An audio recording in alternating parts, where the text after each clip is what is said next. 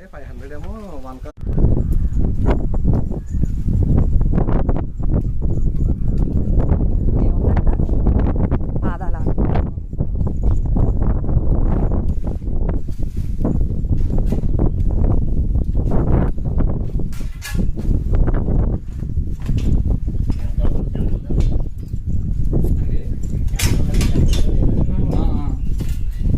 స్వామివారికి ఉదయం సాయంత్రం కూడా ఎంతో కొంత అర్చన జరుగుతుంటుందమ్మా.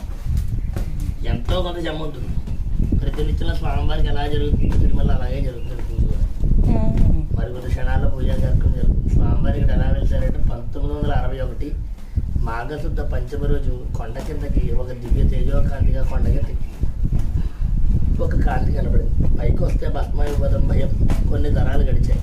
స్వామివారి యొక్క సన్నిధిలో భక్తురాలు స్వప్నంలో కనబడి నన్ను తిరుమల నుంచి తీసుకొచ్చి ప్రతిష్ఠ చేయండి స్వామివారి చెప్పలేదు. ఆనాటి